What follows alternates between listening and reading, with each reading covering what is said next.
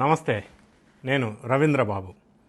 ఆంధ్రప్రదేశ్ రాష్ట్ర రాజకీయాల్లో నాని పేరు బాగా నాంతా ఉంది ఎప్పటి నుంచో. అది ఏ నాని మీకు తెలుసు, కొడాలి నాని కావచ్చు, పేర్ని నాని కావచ్చు. ఇప్పుడు ప్రస్తుత రాజకీయాలు పేర్ని నాని చుట్టూ తిరుగుతూ ఉన్నాయి. పేర్ని నాని అరెస్ట్ తప్పదా? పరారీలో పేర్ని నాని, నెక్స్ట్ పేర్ని నాని, ఈ బియ్యం స్కామ్లో పేర్ని నాని, దొంగ భూ పట్టాల పంపిణీలో పేర్ని నాని, ఇట్లా రకరకాల వార్తలు చక్కెర్లు కొడతా ఉన్నాయి. సో దీని మీద విశ్లేషణ చేసే ప్రయత్నం చేద్దాం. ఒక వాతకు 10 వాతలు తప్పవు, ఈ మాట అన్నది పేర్ని నాని. నిన్న అంటే 12th జూన్ మచిలీపట్నంలో వైఎస్ఆర్ కాంగ్రెస్ పార్టీ కార్యకర్తల్ని అమాంతంగా పిలిచేసి ఎంతో భావోద్వేదానికి లోనై ఆవేదనతోటి ఆయన మాట్లాడారు పార్టీ శ్రేణులతో. ఆయన ప్రస్తావించిన అంశాలు మనం కీ పాయింట్స్ కనుక తీసుకున్నట్టయితే, ఒక వాతకి 10 వాతలు తప్పవు, నా మీద అక్రమంగా కేసు పెట్టాలని చూస్తున్నారు, కాకినాడ సీజ్ ద షిప్ అన్నారు, సీజ్ ద గోడౌన్ అన్నారు. ఆ కేసులు ఏమైనాయి? 22,000 మెట్రిక్ టన్నుల బియ్యం అన్నారు, అది సీజ్ చేశామన్నారు. అదంతా ఏమైంది? ఎవరి మీద కేసు పెట్టారు?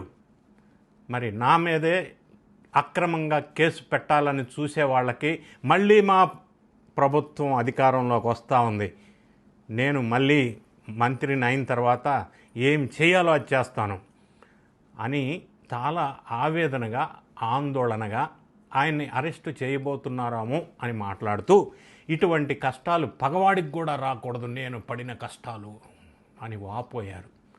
మరి ఎందుకు ఇలా పేర్ని నాని చుట్టూ వెంటాడుతున్న కేసులు కానీ, అక్రమ ఆరోపణలు కానీ ఏమిటి అనేది మనం ఒక్కసారి చూసినట్టయితే, ప్రస్తుతం రాజకీయాల్లో మరీ ముఖ్యంగా భారతదేశ ఏ రాష్ట్రంలోనైనా రాజకీయాల్లో ఈ పేర్ని నాని మీద వచ్చిన అభియోగాలు లేదా ఆరోపణలు కొత్త తరం వింత వికృత రాజకీయ క్రీడలో భాగంగా ఈ ఆలోచన వచ్చి ఉంటుందా? ఇంతవరకు ఎక్కడ రాలే.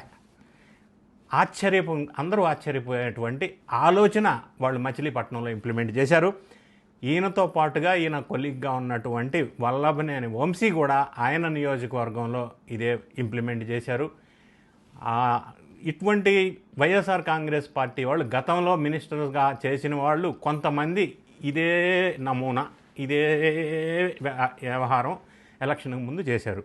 ఏమిటంటే స్కామ్ ఏమిటంటే, ఎలక్షన్ ముందు అందరికీ ఇళ్ల పట్టాలు ఇస్తున్నాం అని చెప్పి దొంగ ఇళ్ల పట్టాలు ఎంఆర్ఓ ఆఫీసులోనే స్వయంగా అప్పట్లో ప్రింట్ చేసి, అప్పటి ముఖ్యమంత్రి జగన్ రెడ్డి గారు ఫోటోలేసి, సేమ్ ఒరిజినల్ ఇళ్ల పట్టాలు ఎలా ఉంటాయో అలానే ప్రింట్ చేసి 10,000 ఇళ్ల పట్టాలు పేర్ని నాని ఎలక్షన్కి ముందు మచిలీపట్నం పరిసర ప్రాంతాల్లో పంచటం జరిగింది.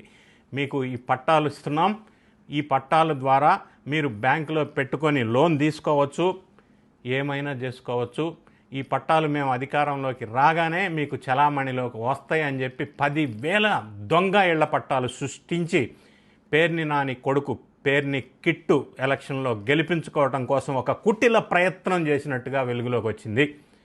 దీని గురించి చాలా రోజుల నుంచి ఆ పట్టాలు కూడా బయటకు వచ్చి చూపిస్తూ ఉన్నారు, ప్రజలంతా వాపోతున్నారు. అవి తీసుకొని బ్యాంకుల దగ్గరికి వెళ్తే ఈ పనికిరావు పిచ్చి పట్టాలు, చెల్లని పట్టాలు అని వాళ్ళు నిర్ధారించడంతో ప్రజలు బాహురమంటూ మీడియా ముందుకు వచ్చి ఆ పట్టాలు చూపించి ఏడుస్తున్న పరిస్థితి మనకు కనిపిస్తూ ఉంది.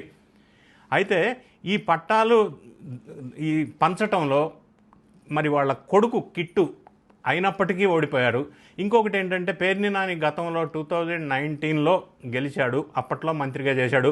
అప్పటికి ఆయనకి వచ్చిన మెజారిటీ కూడా సుమారుగా 6,000-7,000 మాత్రమే గెలిచారు. మరి ఇప్పుడు 2024 ఎలక్షన్లో పేర్ని నాని కొడుకు కిట్టు 50,000 చిల్లర ఓట్లు తేడాతో ఓడిపోయారు. అది జనంకి వీళ్ళ కుటుంబం మీద, వాళ్ళ మీద ఉన్న అభిమానం, అంటే ఒక అభిప్రాయంగా మనం చెప్పవచ్చు. దొంగ ఇళ్ల పట్టాలు ఇచ్చి పంపిణీ చేయటం అనేది ఒక భారీ ఆలోచనకే మనం జీర్ణించుకోలేనటువంటి అంశం. దీంతో పాటుగా ఇంతకుముందు ఈయన కొన్ని అలిగేషన్స్, ఆరోపణలు ఎదుర్కొంటా ఉన్నారు.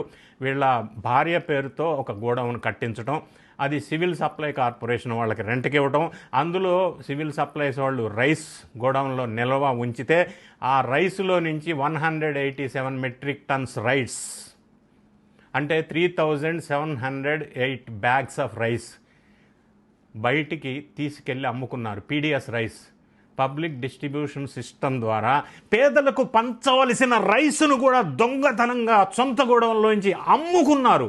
ఛీ, ఎద్దవ రాజకీయాలు! అవసరమా ఇటువంటి రాజకీయాలు? దాని మీద అప్పట్లో ఉన్న ప్రభుత్వం వారు ఐడెంటిఫై చేసిన తర్వాత నేను పైసలు ఇచ్చేస్తాను అన్నారు. అంటే ఇటువంటి దొంగతనాలు చేసి పైసలు వెనక్కి ఇచ్చేస్తే, కట్టేస్తే మాఫీ అయిపోద్దా? చెల్లుకు చెల్లా? ఆల్రెడీ ₹1,00,00,000 కట్టేశారు, ఇంకా 1.68 crores కట్టవలసి ఉంది. ఆల్రెడీ కట్టేశారంటే తప్పుని ఒప్పుకున్నట్టు కాదా? అంతే కదా. అయితే ఆ కేసులో ఎన్డీఏ ప్రభుత్వం వారు వాళ్ళ వైఫ్ పేరుతో ఉంది కదా, ఆడవాళ్ల విషయంలో ఆచితూచి వ్యవహరించాలన్న విధంగా ఇప్పటివరకు అరెస్ట్ చేయలేదు. ఆ సందర్భంగా ఈ కుటుంబం మొత్తం 2-3 నెలలు పరారీలో తలదాచుకున్న విషయం కూడా మనందరికీ తెలుసు. అదే విషయం నిన్న పేర్నని శ్రేణుల ముందు మీడియా సమావేశంలో కూడా ప్రస్తావించారు. ఆ కేసు నుంచి బయటపడటం కోసం తలదాచుకోవాల్సి వచ్చింది. ఇటువంటి పరిస్థితి పగవాడికి కూడా రాకూడదని వాపోయాడు, బాధపడ్డాడు. తప్పు చేయటం ఎందుకు, బాధపడటం ఎందుకు?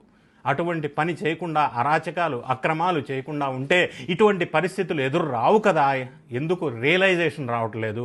సరే, ఇప్పుడు జరుగుతున్న 10,000 నకిలీ భూ పట్టాలు పంపిణీ కేసులో ఈ పేర్ని నాని కుటుంబం ముందస్తు బెయిల్ కోసం హైకోర్టుని ఆశ్రయించారు.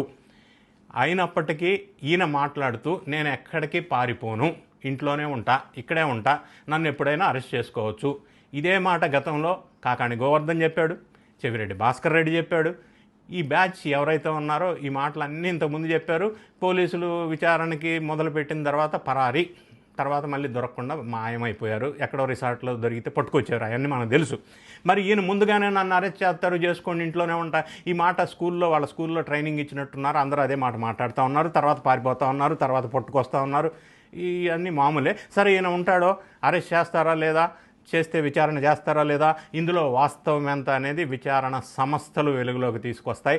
కానీ ఆరోపణలు మాత్రం చాలా స్ట్రాంగ్గానే ఉన్నాయి. ఏమవుతుందో వేచి చూద్దాం. చూస్తూనే ఉండండి మన ఛానల్. వీడియో నచ్చినట్టయితే లైక్ చేయండి, మీ ఫ్రెండ్స్కి షేర్ చేయండి. Thank you so much for watching.